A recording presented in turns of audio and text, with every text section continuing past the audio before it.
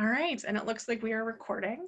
So I'm Jenna Lacqua. I am Executive Director of the History Project. Thank you all for being here tonight for tonight's talk with Raul Cornier. We joked about me messing up your name, and I didn't even mess up the part we talked about beforehand. Out of the archives. So welcome here tonight. The History Project, we are a Boston-based LGBTQ community archives. We are a 501c3, volunteer-driven and dedicated to documenting, preserving, and sharing LGBTQ history. Our Out of the Archives events usually happen in person in our space, and we've moved them digitally for the time being, which is really exciting because we get to see even more of you. We get to see your dogs and your partners and our friends who are not in the Boston area or who may not like to come into the city to hang out in Back Bay. So thank you so much for being here tonight with us and for being part of this conversation. A plug for while we are socially distanced, we are working to continue to bring the community together through an initiative we've created called #QueerArchivesAtHome. So while you are at home, and in Massachusetts, while you're at home until at least May 18th at this point, please take a look around you, take a look at what you may have hung on to over time, what might be in your closet or your boxes or your bags or your desk or your garage or your computer. And think about what these things say about your experience as part of our LGBTQ community, and please share them with us. It's super easy, just take a photo and submit it to the project, and we'll share it together online. And I'll put a link to that in the chat. And again, we are so happy to be able to continue to share LGBTQ history during this time of social distancing, and to be able to bring the community together here on Zoom. The History Project, like I said, is entirely driven by our community, the needs of our community, and by volunteers with the organization. So if you're interested in helping us out or supporting the work that we do, I would ask you to please donate to help us continue to pay the bills and our rent, even if we can't be in the archives together tonight. So with that, I'd like to introduce Raul Cornier, who's a recent graduate of the University of Rhode Island's Department of Textiles, Fashion, Merchandising, and Design, with an emphasis on historic textiles and costume. He'll be presenting tonight on his research on the Hanky Code. And so he'll pull up a little PowerPoint, not little, it's a really exciting PowerPoint. And once he's done, we'll do like a little Q&A talk back. So if you have any comments while the presentation's going on or questions, put them in the chat. At the end, we'll do the little hand raise function and we can unmute you and talk. And without further ado, Raul, thank you. Thank you so much for that intro. Thank you everyone for coming. Very excited to be here and talk about something that I love talking about. So let me bring up the, let me share my screen.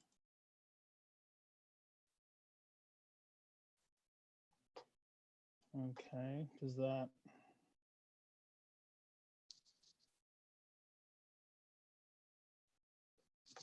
Okay, so this was the culmination of my research for my thesis project. And what I had to do for this as a thesis requirement is learn about, is look for some original research. And so what I wanted to do with this is learn what existed out there in terms of formal research and writing, what existed in the literature about the Hanky Code, and what kind of original research was missing, like what was left out, things that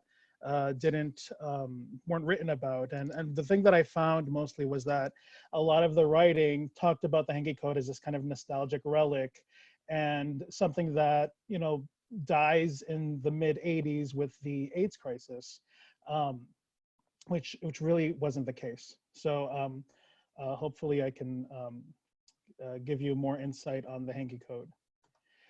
I assume everyone kind of knows what it is, more or less, but we'll just, you know, go over it for the sake of the presentation. The Hanky Code is essentially a sartorial coding system to advertise sexual availability and sexual fetishes. Sartorial means of or related to clothing or dress. So it's a way you communicate with your clothing. It was a phenomenon practiced predominantly by queer men, gay men, mostly gay bi men, in the BDSM subculture. And for those who don't know what that is, it's the bondage, domination, sadomasochism, leather, kink culture. It consists essentially of a bandana in a back pocket.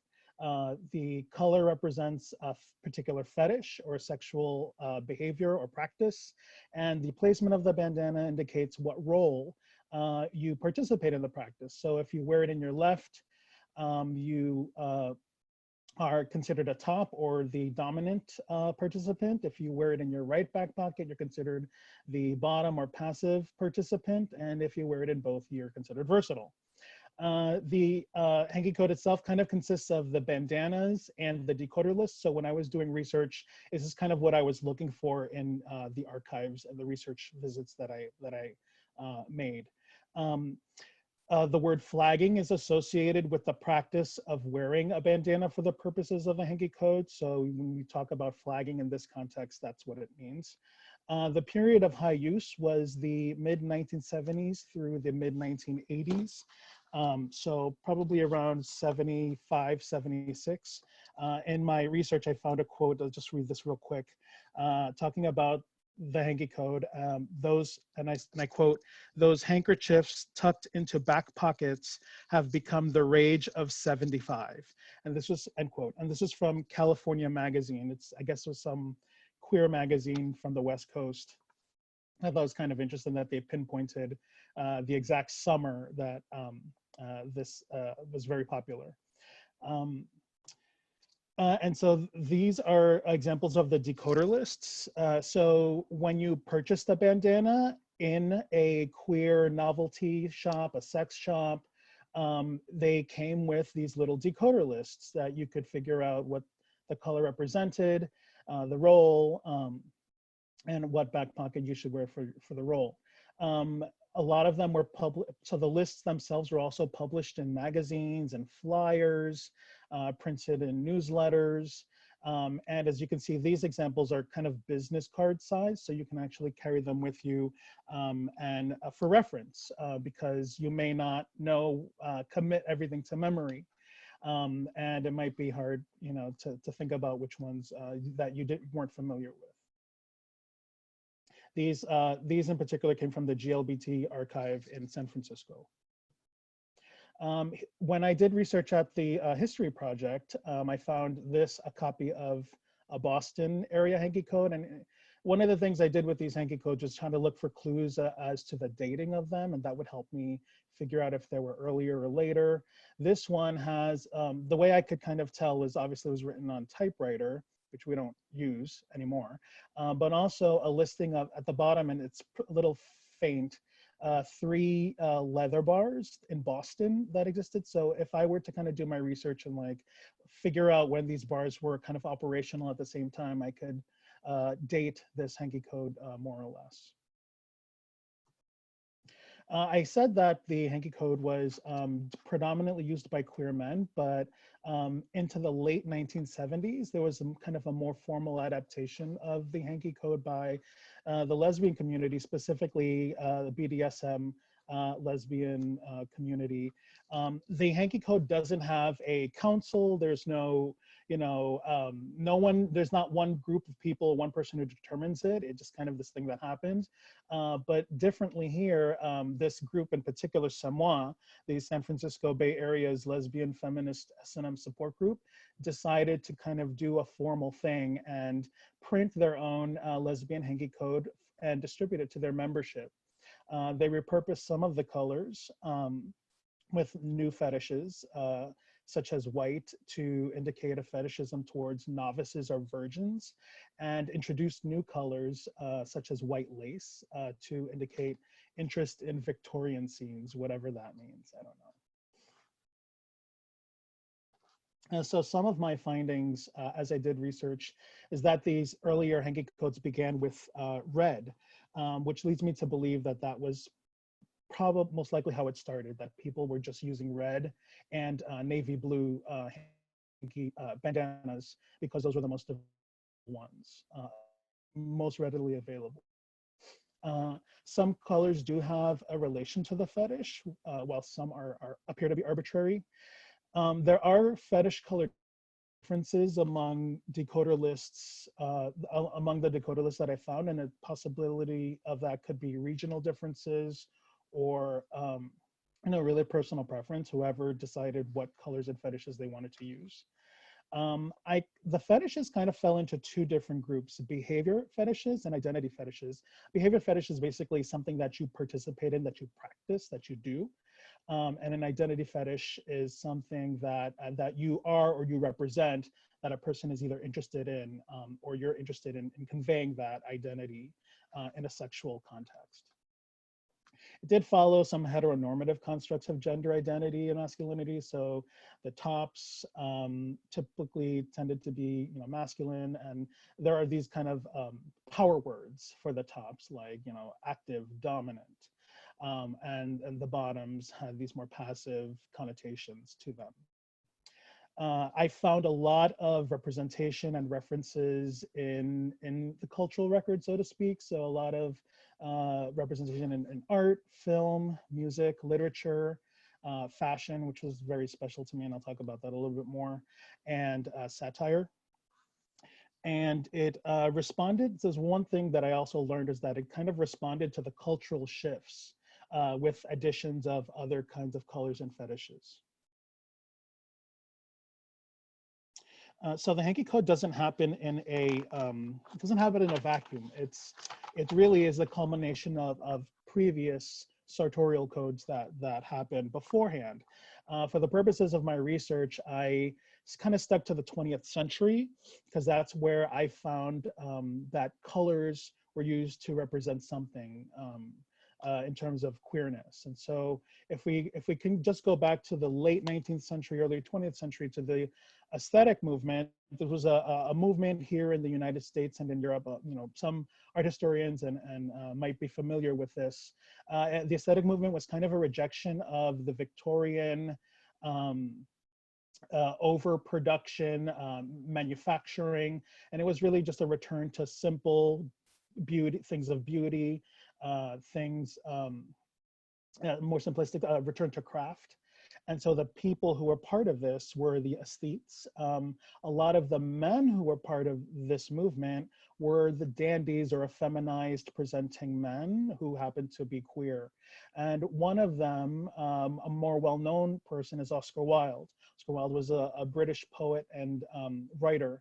And one thing he would do for his association with the aesthetic movement is to wear this green carnation. So it kind of served as a visual double entendre, if you will. He was part of the aesthetic movement, but he was also had a queer identity as well. An early book that I found, The Cult of the Purple Rose, essentially did the same thing. It was about a bunch of Harvard students who started this art club, this art appreciation club, and their membership was the individuals wore, these purple roses. And one of the characters in the book, although not implied that he was queer or gay, based on characteristics, physical kind of characteristics and behaviors. So I looked at, what there was in common was this idea of these bold accessories that people were wearing in the early 20th century. So in particular, green, red, and lavender, with ties or handkerchief squares, like pocket squares. And these were kind of bona fide underground ways of communicating your sexuality. A couple of quotes that I found in the Trouble with Harry, which is an autobiography about Harry Hayes, who some know as kind of the kind of the queer godfather of the radical fairy movement. He talked about cruising in 1930s, and cruising is also another word for the act of looking for sex. He said, quote, "If someone had a red tie or lavender handkerchief, he might be interesting."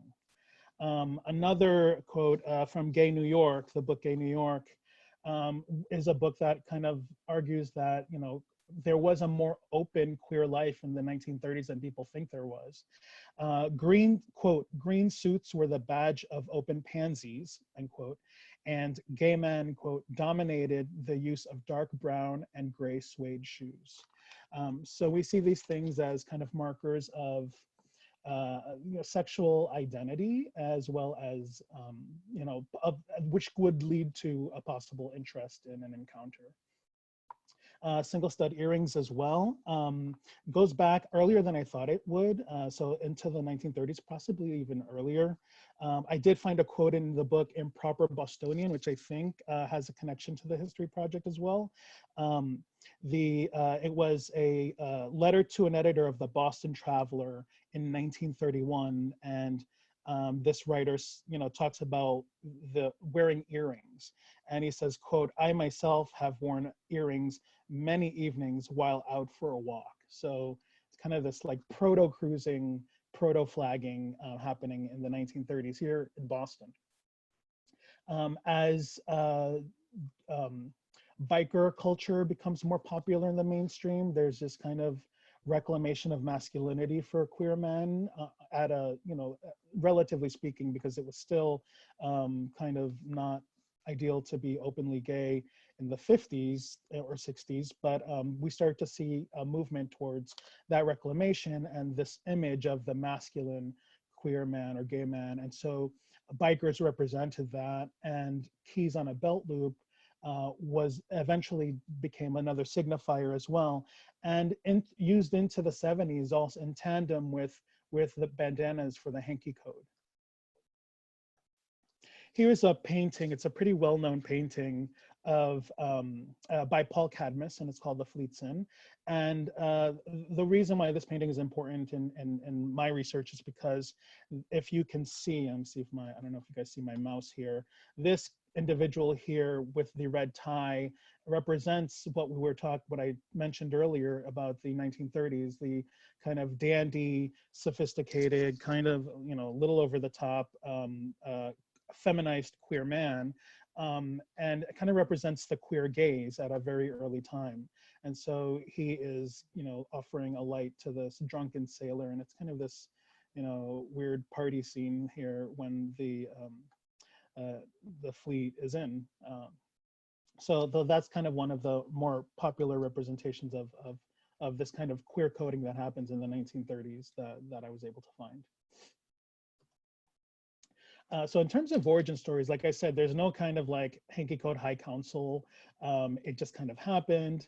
And based on the research that I found, there were some articles that, kind of centered around these three areas. There's a talk about this particular prank, an article, and this photograph that's here on the screen. A lot of the details change, depending on where you read the research. So this prank story is basically a couple of clerks who were working at a queer sex shop or a queer novelty store, who decide just, to come up with this Hanky Code because people are buying red and blue bandanas already. So they decide, oh, let's just add a bunch of colors to it. And I see evidence of that making sense, because in some of the early Hanky Codes, there is, so, you've got red, black, blue, and they kind of make sense. And then there's a color called puce, and the fetish for that is someone who's interested in a discussion of pre-Minoan art. So yeah, it's the satire piece is very early on is there. The article origin story is typically is associated with the Village Voice. So there's someone who's a writer, is looking to write about something, and happens to write about cruising, and talks about, wouldn't it be great if we had a bunch of colors to represent certain things that we're already using for bandanas. And then this photograph starts to circulate on the internet in the early 2000s, and people see that the bandanas are wrapped around their arms. And so what it is a 19th century cowboy stag dance. And in these kind of frontier environments, gold rush environments, the Wild West, there were not a lot of women around. And so because dancing is gendered, the bandana was the way to signify who was the lead in these dances. It's possible that this could have influenced the use of the bandana itself as a signifier, but there was no like direct correlation between the use of the bandana for that reason and the Hanky Code, because the bandana itself has a very long history of being used as a way to communicate identity and as a sartorial communication object. So as the phenomenon gained popularity beyond the BDSM subculture in the mid-1970s. So when I say that, it's really still the gay culture, but it's not just, you know, kinky leathermen who are wearing it at night. People are starting to wear it during the day, and people are wearing it not necessarily to hook up, just to wear it. What ends up happening is that Hanky Code imagery becomes kind of this visual shorthand for queer identity, for queer male identity. So you'll see on the side here these books from the late 1970s, early 1980s, that kind of this bandana in a back pocket equals gay male queerness or queer maleness or whatever, you know, gay male identity. So you start to see it in books. You see it in magazines, other types of ephemera. You start to see it in artwork, particularly photographs. Photographers are now capturing gay culture that's happening in the mid and late 70s, and you'll see people flagging. Whether or not they intended to capture that depends on the image and the photographer. And you see it in pornography and in erotic films, as well as in mainstream films. So here's some examples of early representation. So I found references to the Hanky Code in The Dancer from the Dance by Andrew Holleran, in Tales from the City by Armistead Maupin, and in the book Gay Semiotics, which is one of the major jump off points for my research. It's a photo essay book, and Hal Fisher goes around San Francisco, I believe, and photographs, you know, all these gay men and describes their attire. So it's kind of like this photo essay book of archetypes and gay identities. Also, the film Cruisin, there are a lot of references, or a couple of references to the Hanky Code in the film Cruisin.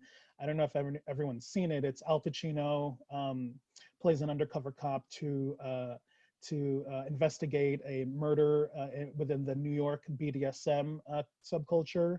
And so there are a couple of references there. And even in music, so I don't know if anyone remembers Frankie Goes to Hollywood. In 1983, that song Relax, they had created a video, and it was kind of this bacchanal, you know, kind of party video, and it's all a bunch of Leathermen, and the video ended up being banned, and they had to kind of recreate a more benign video. But you can see this banned version online. So here's some screen grabs from Cruisin, and you can see one of the pivotal the scenes that I remembered when doing this research was this scene where Al Pacino goes into the sex shop and he asks about why the bandanas are there, and so the clerk starts to explain what they're used for. Here we have a couple of photographs from the late 1970s. Left by Neil Malcolm Roberts in 1977, and the right is an example of Hal Fisher's work. So you see that it's an image of the handkerchiefs, and he starts to describe what they are and what they're used for. Here's another picture from Hal Fisher's book. Here's a couple other photographs of photographers who started to photograph the gay pride parades, part artistic endeavor, probably part sociological endeavor as well, to kind of just document the tribes of New York, so to speak.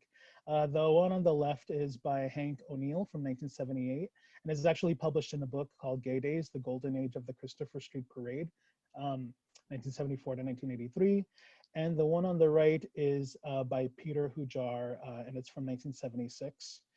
So you see that people are not just, you know, flagging to find sex, and maybe they are, but I think there's an added dimension of this as part of their identity. There's a couple more examples. This painting on the left is in the One Archives at University of Southern California libraries. And the one on the right is, a more well-known artist, Tom of Finland. I didn't know if this image existed at all, but I knew that there had to be some image or drawing of him drawing somebody flagging. You can kind of barely see the handkerchief poking out of his back pocket there and between his wrist brace and the handcuffs there. But in addition to kind of that, the bandana in his back pocket, you see other kinds of coding embedded in this image, with the brace on his right wrist, the handcuffs on his right side, and the rod, which is probably for whipping, I would imagine, and the right boot. And of course, the distance from there to Hamburg at 69 kilometers. So a lot of kind of coding there as well. As the popularity of the Hanky Code led to a lot of bars doing parties. So here are some early advertisements for some parties. These are all images from I found at the Leather Archives in Chicago. So bars were also kind of taking advantage of this phenomenon as well. And so I talked about the Hanky Code as satire early on because I think it's really important and part of its history that from the very beginning there was this kind of absurdity of figuring out colors in dark bars and not knowing whether or not you're able to kind of determine that. Of course, the prank origin story, lends itself to some believability, and mostly because in my research, I found a lot of, kind of satirical journalism, a lot of comic strips like the ones here that you see, and it even continues today in kind of satirical journalism and on social media. So these are kind of early. The one on the right is from the late 70s. I think it's from Drummer Magazine. And the one on the left is from the early 90s. Here's another kind of more recent comic strip. I don't know if I can leave it up for a lot of time. I can go back to it at the end. And just recently, this kind of thing came up where this was rediscovered, this Game Monopoly game, and from I think the early 1980s, and you can see the Tom of Finland-like characters in the center there flagging, and I think that's also kind of part of the game as well, with the little blue bandana and the little red bandana in their back pockets. So when I say response to zeitgeist, it's basically I discovered that in its evolution, the Hanky Code responds to cultural events that happen in the world, and one of the major examples of that I found was this addition of the black and white check handkerchief, which was to represent safer sex practices. And obviously this happened at a time where there was a lot of education, prevention education around HIV, AIDS, and awareness. And so, again, it's unclear how it started, but it took, and it has been included in a lot of Hanky Codes that I've found. This inclusion for safer sex practices. So it is this thing that when people just think of it as a relic from like the 70s or 80s, it's not really true. It kind of became a living, breathing document of sexual practices for a queer sexuality. Another thing that I found, and initially I thought these were from the late 90s as well, or mid to late 90s, but I did find earlier ones where they had these ethnicity-based fetishes.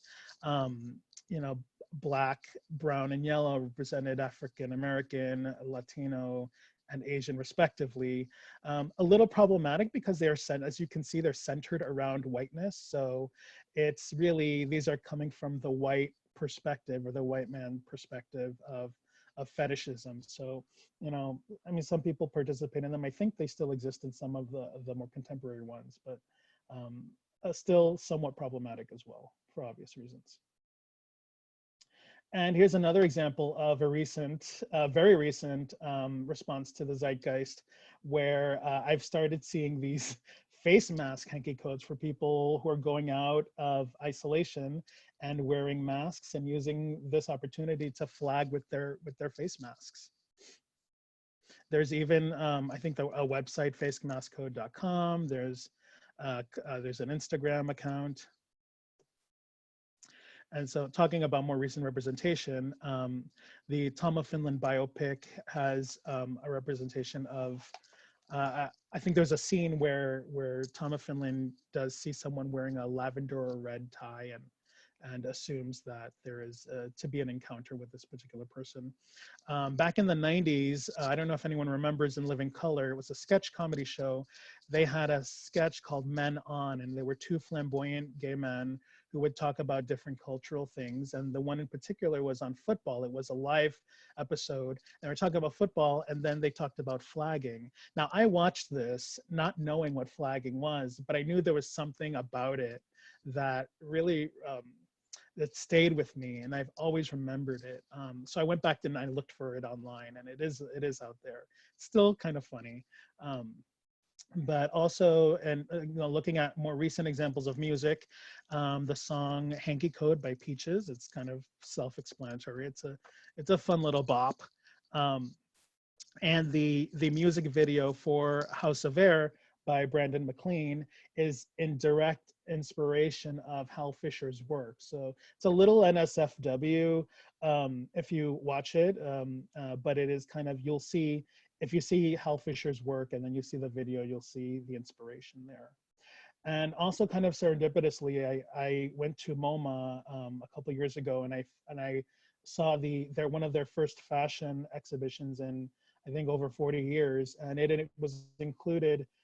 It included an exhibition of bandanas, and in addition to talking about its storied history as an object of communication, it included a discussion about the Hanky Code. So we are seeing, kind of this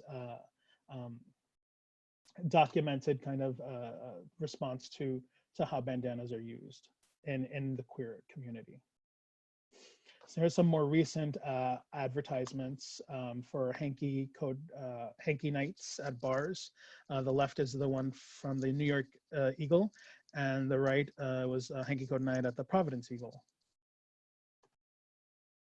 These are some more recent book titles which use the colors associated with Hanky Code and their fetishism as part of the design. Red for fisting, purple for piercing, and it's a book about body piercing, a person who runs the Gauntlet, which was a body piercing shop in Chicago, I believe, and a biography of Mr. S Leather, the leather shop in San Francisco. So other appearances on the internet and social media include Wikipedia and Urban Dictionary entries, a lot of articles and listicles on queer nostalgia and sexuality, image collecting and curating via Pinterest and Instagram. At one point, there was a Hanky Code app. And something that I found important, this flagging in queer social and dating apps such as Grindr, Scruff, and Recon, where you have an opportunity to kind of flag in your description in your profile, but also visually through the use of color in your clothing. And I'll talk about that a little bit more as well in a bit. Here's an example of just one of those listicles that theadvocate.com did not too long ago, and they used an image of a Hanky Code decoder list. So in the last 10 to 15, I'll probably even say 15 to 20 years, a resurgence in the interest in the Hanky Code inspired BDSM fetish wear designers to incorporate colored leather trim into black leather garments. So when you think about the BDSM culture and the dress, it was predominantly black leather. And it wasn't until recently that, some designers started to incorporate these like strips of colored leather, and those started to be used as ways to flag beyond the bandana. So in addition to that, other items you can use include colored shoelaces, suspenders, socks, underwear, jock straps, even t-shirts can provide such an opportunity. So you're kind of not just flagging with the bandana, you're flagging with your whole body, and it becomes more closely related to your identity. You can present as queer and as sexual, and both are part of your identity. Apparel companies such as Nasty Pig kind of started to produce this and popularized what we now see when we look at fetish gear as the black leather pieces with accented colors. I actually did talk to Nasty Pig's CEO, David Lauterstein, and he kind of confirmed for me that that's what they were doing in the late 90s, early 2000s.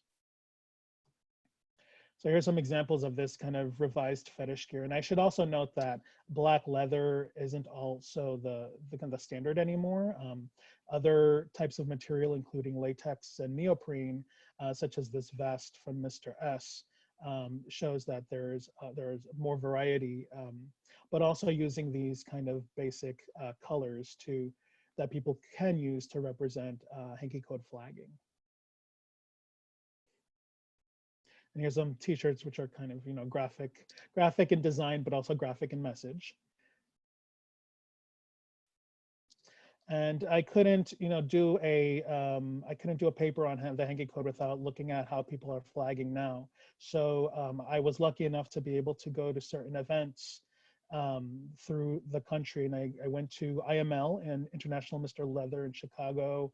I went to Folsom East in New York City, and Up Your Alley in San Francisco, just to see how flagging was happening now. And it happens in the classical sense as well as in other ways, as we can see. And so as I was starting to kind of formulate my interest in the Hanky Code and how to make it relevant for my paper, I learned that in 2014, the Versace men's collection takes inspiration from bandanas. And as I start to look at the images, it's more than just that. It's really taking inspiration from queer masculinity and queer male archetypes. And that was very exciting for me because I was able to make this more mainstream connection with the fashion world. And we start to see that subcultures, historically, fashion kind of trickled down, where designers decided what was fashionable and then it would trickle down to the masses. But probably in the last 30 years, it's kind of been a reversal where designers are finding inspiration from subcultures, and these inspirations are finding their way upward. And so here's an example of that.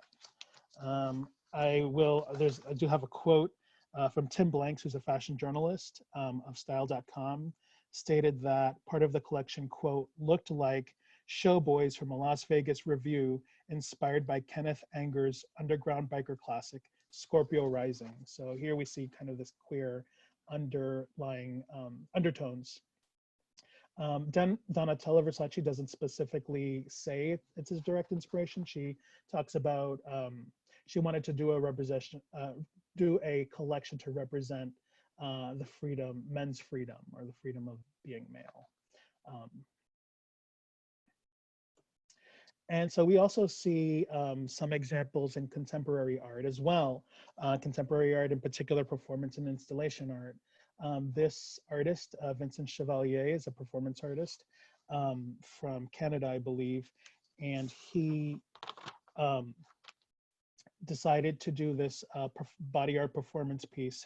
His artwork, quote, constitute an autoethnographic study of AIDS and queer sexuality as they relate to personal narratives and larger social, political, and historic contexts. So here's what he's done is an example of how the Hanky Code specifically is integrated into his identity by getting a permanent tattoo. And so when he goes out, he decides to color it in with, like, I don't know, magic marker or something. And that's how he flags. So it really brings another dimension to flagging, and it brings another dimension to how queerness is part and parcel of his identity. This is a really bad picture, and I apologize for that. It's the only one I could find. This is the artist's name is Michael Petry, and this installation includes colorfully dyed cowhides to represent the Hanky Code, with pearls sewn onto them to represent trajectories of actual ejaculations traced from gay porn films.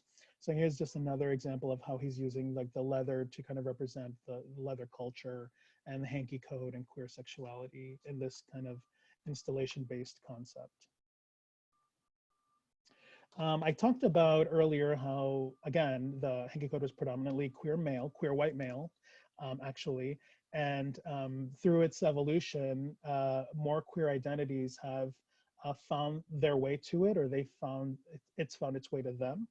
I talked about the lesbian Hanky Code, but it was really more masculine presenting, or the butch lesbians who were the ones flagging. And so it may have been the case that this femme flagging was happening, and probably at a lower rate. And so now we start to see these other kinds of queer identities embracing the Hanky Code as well in their own ways. So we see an example is femme flagging, so kind of using a more feminized version of the Hanky Code. Pups are a subset of the leather kink community. Characteristically known as individuals who behave like dogs and will wear certain accessories to represent canine appearance. But what's also happened in relation to the Hanky Code is that a pup hanky has appeared, and it's there are a couple of them actually. I know that there's a bone motif one in like either blue or red, and then there's a hydrant one, and these may have been just taken from like a Petco or something. And once again, it stuck, and pups do use them pretty often. So it's part of the kind of the pup look for a lot of them. And I learned also that the trans flagging exists, where trans people will use a plaid handkerchief to represent their trans identity. So again, there is this idea that the Hanky Code can be used as this way to represent your identity. So I've learned that the Hanky Code is the longest running queer sartorial code in continuous use. I probably should revise that to say I think that people are still using keys as well. But I mean, this is to me more significant. The Hanky Code most likely began with the use of red bandanas, as I said, to represent the fisting fetish. And I know that navy was used for kind of just intercourse, and keys were still being used for intercourse as well, and as sexual availability. Bandanas today are still used as a fashion object, as a utilitarian textile, and as a sartorial coding object. Or a combination thereof, but the context here is key. So don't go out there looking for everybody with a bandana in their back pocket and assume that they're going to be gay or queer or looking for sex. You have to kind of look at the context. The Hanky Code phenomenon has evolved, and this is a very important piece as well, evolved from a covert sexual signaling system to a more open expression of queer identity, presentation, and formation. So, what started out as an underground secret thing kind of is now allows people to be more expressive of their queer sexual identity. And I do believe that it builds communities, it destigmatizes sexuality, and it encourages pride in one's sexual identity. Thank you very much. Thank you. That was great. So we're going to open up the digital floor for some questions. And I have a quick comment to make, as you were saying about the idea of, the Hanky Code is still in use and it is evolving and happening. We started doing this Hanky Party with the History Project, in part inspired by your research. And it was this idea of like, we're going to bring it back, and we're going to flag and have fun and have a tea party, and like, it's already been brought back. It didn't actually disappear. And a lot of places do this sort of thing where they still have hanky parties and flagging nights and different fetish events. And it's kind of exciting to see. It's back on the rise, we can say. So yeah, if anyone has a question and wants to press that hand raise button or wave at me frantically from the camera, I can unmute you. Oh, Dee, I see you've unmuted yourself. Here, go right ahead. I've got so much to say, but I'll try to just keep it to 2 points and then let other people talk and then come back for a second, third, and fourth one. My main thing is that pre-Minoan art guy, I know the guy that added that to the list. His name is John Yohalam, and he changed his name. I don't have his new name currently, but I can get anybody who wants to in touch with him. So I think the thing is that there was a core list that then got added to. So when the idea that the prank was the origin, I don't think that that's right. I think what happened was that there was a sort of a core list that you could pick up in gay sex stores, and then it sort of got campified, and that's when the pre-Minoan art and a bunch of other silly ones were added to it. I don't think it started as a prank, but does that make sense? What I'm saying is that people added silliness to it later. And yeah. I also think gay semiotics, it's not a prank, it's not satire, but it's done tongue-in-cheek, the whole book. It's not totally serious. So I think you want to take stuff from the gay semiotics book with a grain of salt, is my feeling.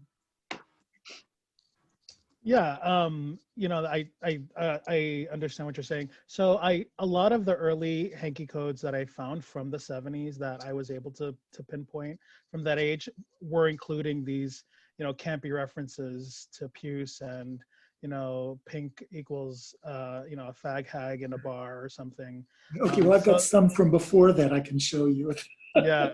Yeah, so I mean, I you know, my sense is that it was pretty early. This kind of satirical idea was very early, occurred very early, and yes, there were people who were kind of taking it seriously and were flagging as appropriate. And I did find, you know, a lot of hanky codes were like shorter versions, like maybe 5 or 6 colors or 6 to 8 colors, and then some kind of longer ones, and would include a variety of materials and fetishes. And so yeah, so I can see that. Yeah, and you know, the book, I mean, you know, regardless of how he intended it, and it still exists as a document of a queer archetype. And yes, I can see the tongue-in-cheek in it, but nonetheless, I still consider it a valuable piece of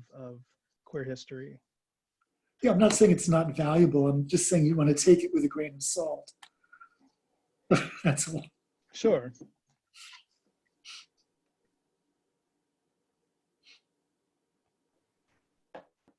All right. Oh, Judith, I'm unmuting you. You've been unmuted, Judith. Okay. I'm wondering if you can say any more about femme flagging. I'm sorry, what kind of flagging? Femme flagging. Women. Women. I didn't do a lot of research on female flagging or women flagging, other than what I learned in this presentation with kind of Samoa having this more formal introduction of women flagging. But I can say that it existed, you know, almost as early as men flagging, and happened in a little bit of a more formalized kind of distribution. And is there anything in particular that you were wondering about? Well, do they use the same colors, or is it very similar to what men did? So some of the colors that had an obvious kind of correlation were used. Some of them that were not, I mean, anything penis related obviously was going to get changed. And so they took some of the same colors, they used them for the same things. Some colors they used the color and changed the meaning, and some colors were introduced new fetishes. So an example of that was the use of maroon to represent a fetish for menstruation blood.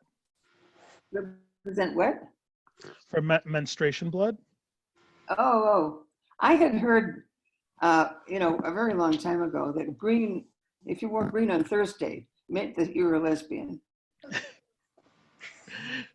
I think that's one of those kind of urban legends, and I think every generation has a version of that, because I remember hearing a version of that as a kid. So I'm frantically trying to figure out how to upload. I have a photographed copy of the History Project's Lesbian Code.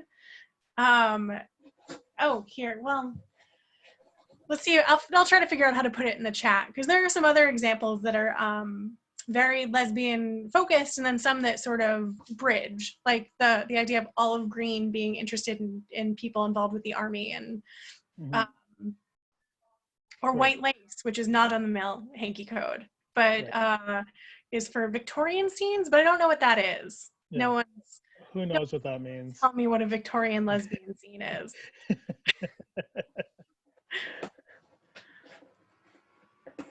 All right, so we have other questions or comments?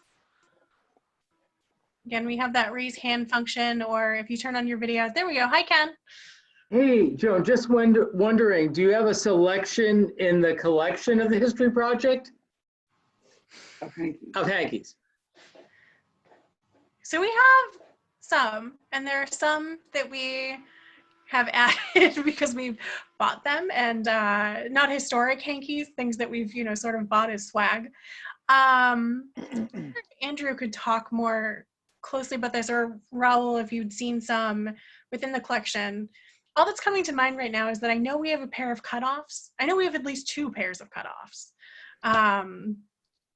but that's not very helpful.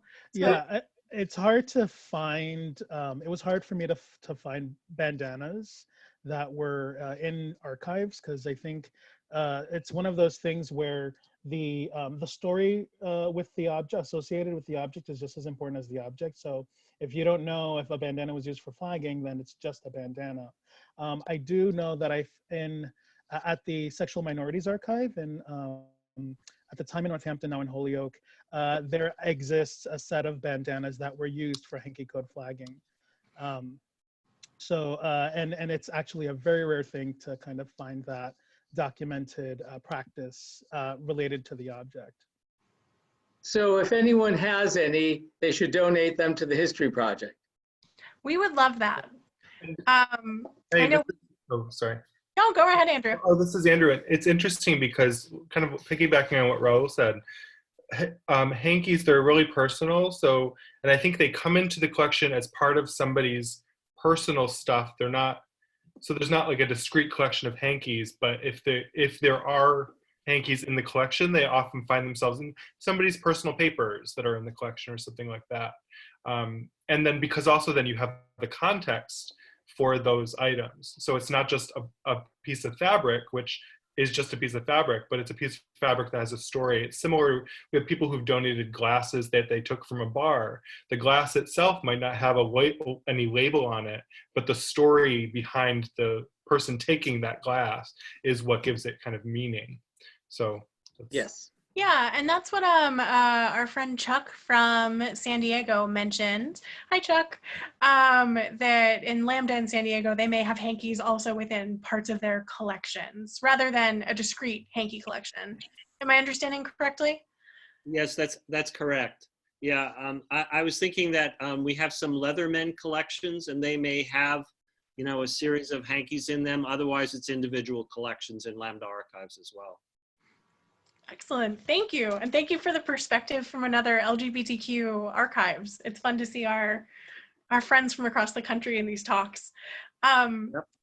So Raul, we have a question in the chat from Nick and Brad, and they're saying, not sure if you said this earlier and they missed it, but is there a connection to earrings and side of the body? And they mention they're not sure if it's a relic of being teased as a kid or if it actually had a serious meaning at some point, and it's that like left is right, right is wrong, sort of thing that I think we've all heard. I think there was a connection, in fact. I mean, I think what I found was that just wearing an earring to begin with, so if we go back to the 1930s, I think just a man wearing an earring to begin with, regardless of the side, was you know, something to send up a red flag, if you will. But I think once as men started wearing earrings became more popular, then it was like, oh, well, I remember hearing as a kid, you had to wear it on your left side to not be gay. And if you wore it on your right side, you were gay. So again, kind of this urban legendy thing where the side mattered. And so Hal in the chat says, or sorry, Kurt in the chat says that Hal Fisher goes into the signifiers of earrings too within He their does. research. Yeah. Yes. Yeah. And Jonathan mentions that Victorian leggings or garb might be part of the straight kink community. So we'll have to go do some research. We'll have to cross the line. I don't know. I don't know what I'm trying to say, everyone. So it's 7:59. If anyone has a final question or thought. See, okay. I've got a great hanky story. It was the Eagle in New York, the one that was right on the river. Yeah, I think it was the Eagle. A guy that I thought was so gorgeous. I was wearing a gray hanky in my right back pocket, and eventually we talked because I wanted to be tied up, and it turned out he was a bondage top. And eventually we talked and played around with the bondage. But he said to me, well, "Why didn't you say something sooner? Didn't you know I was colorblind?" How was I supposed to know that? I mean, in spite of the darkness and it's bad enough the dark bars being dark, but then if someone's colorblind, he needed to flag that to me. That's kind of like you were saying, Raul, the issue of being in a dark bar. We've done our event in the basement of Jocks, which is like, has a certain ambiance, let's say, which means it's very difficult to see what other people are flagging. So we all end up with our cell phones out. Like, what do you want? What does it mean? And that sort of thing. At least it invites conversation, right? Yeah, if anything, it is definitely a conversation starter. Is there a way to reach you, Raul, so that if we have other stuff leads and things? I am on almost every social media platform, and I'm pretty searchable. Not many Corniers out there in the world in Boston, so yeah, look for me, and I'd be happy to talk about it more. I can't stop talking about this. Excellent. So it is now 8:01, and we promised you an hour of LGBTQ content. So I don't want to hang on to anyone if they don't want to hang out. But thank you all so much for being here tonight, being part of this talk, for the questions and comments and stories. We love it. Raul, thank you so much for presenting your research. It is always fun. Thank you for having me. I appreciate it. Yeah. Good. So please, thank you. I will be sending out an email tomorrow with some of these links in the chat. I will send whatever contact information Raul would like to send out to y'all, along with links to some of the copies of the Boston Hanky Codes that we talked about. And we found the Lesbian Hanky Code, so we'll get it to you. And yeah, if you are interested in learning more about these, please make sure that you stay on our mailing list. We generally send them out the week before because they tend to be popular. And I believe next week we are talking to Amy Hoffman. So please come back for that. We'd love to see you. And if you can, please take a moment to support the History Project. Like I said, we still have to pay our rent, even though we can't meet together in this space. And we would appreciate any support. And with that, have a great night. And thank you so much. Bye, everyone. Thanks. Bye. Oh, Emily, it's on. You're on it. If you received an email from us, you've got it. If you're not on that email, just email me at info@historyproject.org. Awesome. Have a good night.